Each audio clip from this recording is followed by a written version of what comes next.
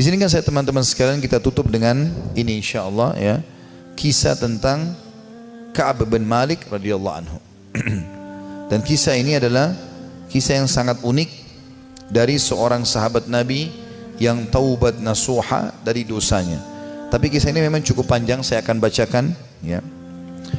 Dia mengatakan dalam riwayat Bukhari, dalam riwayat yang sahih, aku tidak pernah tertinggal, kata Ka'ab bin Malik, dari Rasulullah SAW dalam peperangan apapun yang dipimpin oleh beliau, kecuali dalam perang Tabuk.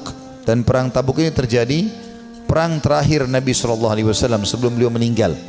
Setelah pembebasan kota Mekah, beliau menuju ke wilayah Tabuk, dan Tabuk ini jaraknya sangat jauh dari Madinah, dan waktu itu musim panas. Dan musim panas ini puncak-puncaknya panas, biasanya buah kurma lagi sangat bagus ya, hasil panennya. Justru makin panas makin bagus kualitas kurma. Dia mengatakan, saya tidak pernah ketinggalan perang bersama Nabi SAW kecuali di perang Tabuk. Memang aku juga tertinggal dalam perang Badr, namun tidak ada seorang pun yang tertinggal waktu itu dicelah, karena Rasulullah SAW dan kaum muslimin keluar untuk menghadang kafilah dagang Quraisy yang pulang dari Syam, hingga kemudian Allah mempertemukan mereka dengan musuh mereka tanpa rencana. Maksudnya perang Badr ya. Saya tidak hadir di Badr, kata Ka'ab radhiyallahu anhu, karena memang waktu itu bukan kewajiban tapi pilihan. Cuma di perang Tabuk memang kewajiban, dan aku terlalaikan pada saat itu. Kata beliau, dan sebelumnya aku telah hadir bersama Rasulullah SAW pada malam Aqabah.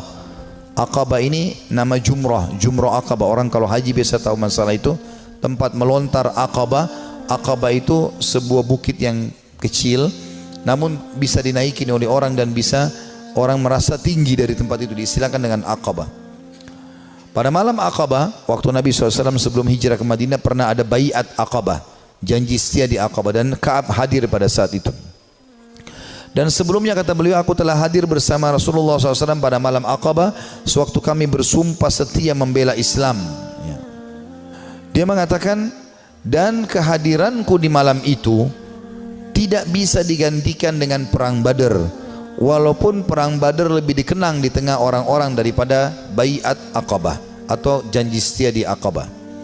Dan di antara kisah hidupku adalah ketika aku tertinggal dari Rasulullah SAW pada perang Tabuk, aku tidak pernah merasa lebih kuat dan lebih mampu daripada keadaanku ketika aku tertinggal dari perang itu. Jadi maksudnya pada saat itu aku tidak punya alasan untuk tidak ikut perang Tabuk.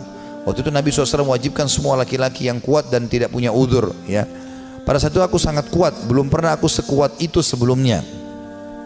Demi Allah, aku sebelumnya tidak pernah memiliki dua kendaraan, namun di perang itu aku memilikinya. Jadi selain fisikku kuat, aku juga memiliki 2 ekor kuda. Sebelumnya belum pernah aku punya 2 ekor kuda. Jadi aku sekarang lebih baik secara ekonomi. Rasulullah SAW tidak pernah menginginkan peperangan, melainkan beliau menyembunyikan daerah sasarannya dengan mengisyaratkan seolah-olah beliau menuju yang lainnya. Hingga pada perang itu Rasulullah SAW berperang menuju Tabuk dalam musim yang sangat panas dan menghadapi perjalanan yang sangat jauh menempuh padang pasir. Dan menghadapi jumlah pasukan yang sangat besar, beliau menjelaskan kepada kaum muslimin tentang urusan mereka yang sangat serius, agar mereka bersiap-siap dengan segala perbekalan mereka untuk menghadapi perang. Beliau menjelaskan kepada mereka arah mana yang hendak beliau tuju. Artinya pada saat itu Nabi SAW mewajibkan semua laki-laki, dan Nabi mengingatkan, ini yang kita datangi pasukan Romawi, jumlahnya sampai 250.000 personil. Jumlah sahabat itu sekitar 30.000 saja ya. Maka Nabi SAW ingatkan para sahabat waktu itu, orang-orang Islam, kata Ka'ab radhiyallahu anhu, yang bersama Rasulullah SAW sangat banyak, dan mereka tidak didaftar dalam buku induk, atau maksudnya buku induk negara ya. Ka'ab berkata, melanjutkan, maka hampir tidak ada yang ingin absen dari perang, kecuali dia menduga bahwa hal itu tidak akan diketahui selama tidak ada wahyu yang Allah jelaskan atau turunkan.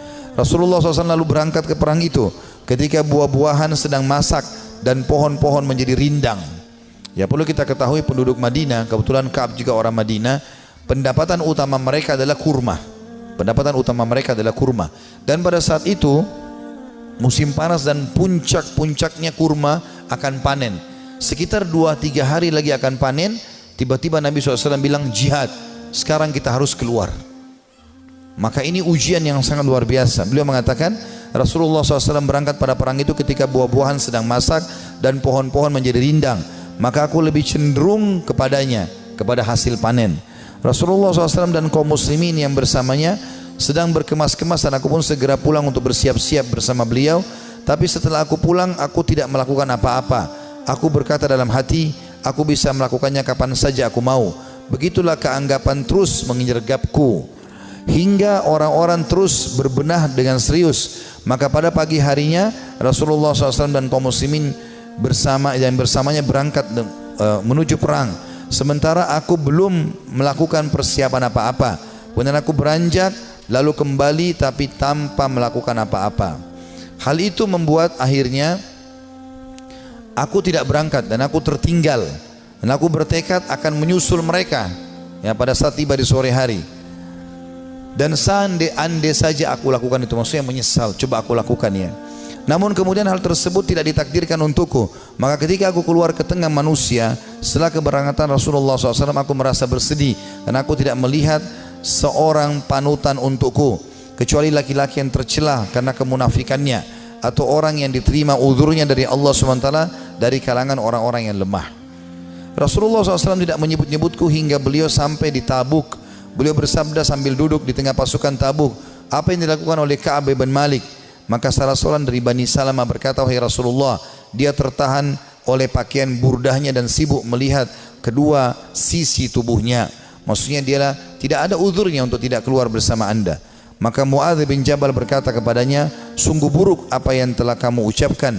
Demi Allah ya Rasulullah, kami tidak mengetahui apa yang ada padanya melainkan kebaikan. Jadi Muadz di sini membela Ka'ab, mengatakan dia orang baik ya Rasulullah. Maka Rasulullah SAW diam. Tak kala beliau dalam keadaan seperti itu, tiba-tiba beliau melihat dari kejauhan seorang laki-laki yang mengenakan pakaian putih yang terlihat bergerak terombang ambing oleh fata morgana. Maka Rasulullah SAW bersabda, orang itu adalah Abu Haythama. Ternyata benar dia adalah Abu Haythama al-Ansari, orang yang bersedekah dengan satu sak kurma ketika dicela oleh orang-orang munafik. Jadi pada saat Nabi SAW menyuruh orang-orang untuk berinfak ya, untuk perang Tabuk, orang-orang munafik hadir di situ, tapi orang munafik tidak berinfak. Mereka cuma mencaci maki saja ya. Ada orang yang datang membawa satu kain besar berat, diangkat jatuh dikasih kepada Nabi SAW. Orang-orang munafik mengatakan riya. Lalu Abu Haythama ini datang radhiyallahu anhu membawa cuma satu keranjang kecil, satu piring kecil kurma, isinya cuma 3-4 butir kurma. Lalu dihidangkan, ya Rasulullah, ini buat jihad di jalan Allah. Maka orang-orang munafik juga menghina Abu Haythama sambil mengatakan, ya untuk apa ini? Mau diapakan dengan 3-4 butir kurma? Tapi akhirnya Allah Subhanahu Wa Taala memuji karena infaknya itu. Ka'ab berkata, tak kala sampai berita kepadaku bahwa Rasulullah SAW telah pulang dari Tabuk, kesedihanku datang lagi. Aku mulai mengingat dusta dan berkata, aku ingin berdusta dan berkata, dengan apa?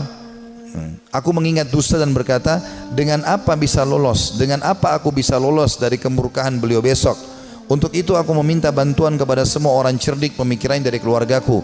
Maka tak kala diberitahu bahwa Rasulullah SAW telah mendekati Madinah, hilanglah dariku segala pikiran yang batil, hingga aku benar-benar mengetahui bahwa aku tidak akan selamat dari beliau dengan apapun selamanya.